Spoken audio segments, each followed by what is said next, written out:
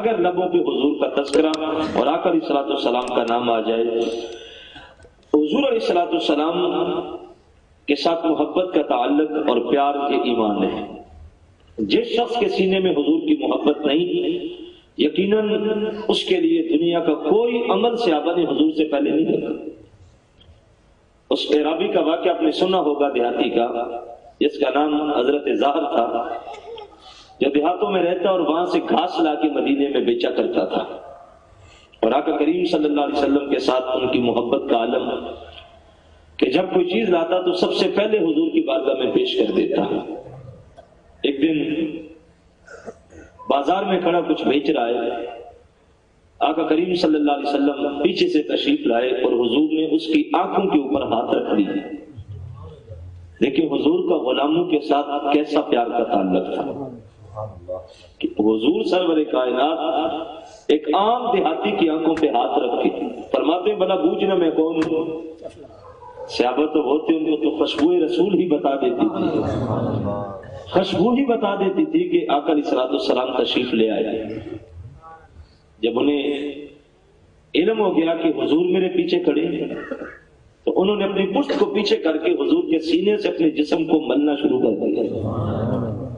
یہ محبت کی کیفیت تھی صحابہ کرام کے اندر جو آقا علیہ الصلوۃ والسلام کے ساتھ محبت فرماتے ہیں۔ اب اس محبت کے کچھ تقاضے ہوتے ہیں کہ جس سے محبت کی جائے اس کے ساتھ کچھ تعلقات اور کچھ اظہار محبت، کچھ علامات ہوتی ہیں کہ جس سے علم ہوتا ہے کہ یہ کسی کے ساتھ محبت کر رہا ہے۔ مومن کے دل کے اندر حضور کی محبت دھڑکنوں کی طرح رچی اور بسی ہوتی ہے۔ یہ اہل ایمان کا وتیرہ ہے، اس کے اوپر امت کے اندر کسی بھی گروہ کے اندر اختلاف نہیں ہے کہ حضور علیہ الصلوۃ والسلام کی محبت ایمان ہے، اگر اندر محبت نہیں تو ایمان لذت نہیں دیتا۔ لیکن بدقسمتی میرے دور کی کہ آج کے دور میں اس عنوان کے اوپر بھی دو طرح کے گروہ اور دو طرح کی ذہنیتیں پیدا ہو گئی ہیں۔ ایک گروہ تو وہ ہے کہ جو صرف اور صرف اطاعت اور اتباع کو ہی لازم کرتا ہے، اگر اس کے سامنے کسی بھی ذریعے سے حضور علیہ الصلوۃ والسلام کے ساتھ محبت کا کوئی اظہار کیا جائے تو وہ اظہار محبت بھی اس کو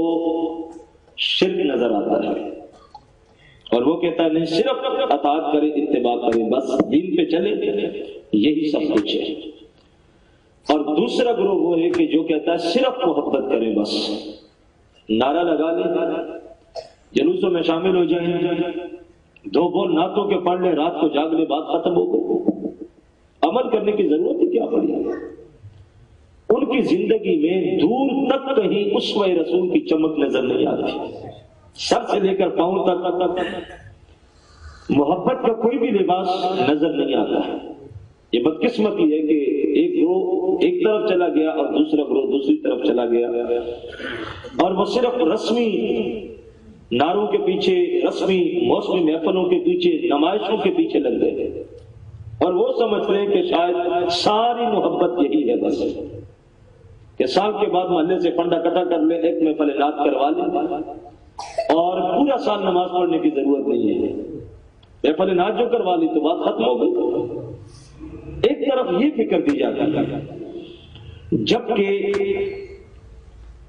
پیروی جو ہوتی ہے اور اطاعت جو ہوتی ہے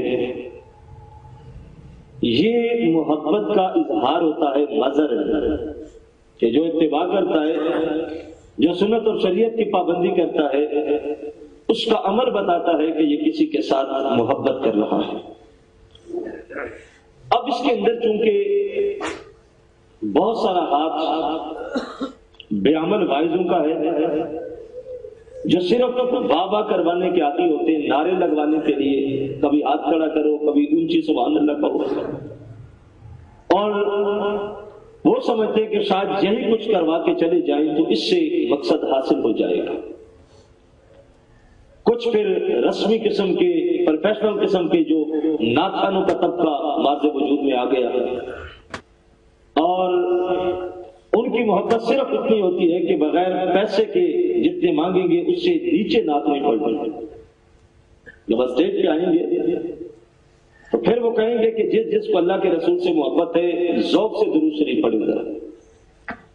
جس کے اندر عشق رسول ہے وہ ذرا ہاتھ کھڑا کر کے زور سے سبحان اللہ کہے۔ لیکن اسے پوچھا جائے میاں تیرے اندر بھی تو عشق رسول ہے نا، 1000 کم ملے تو نعت نہیں پڑھ پاتا۔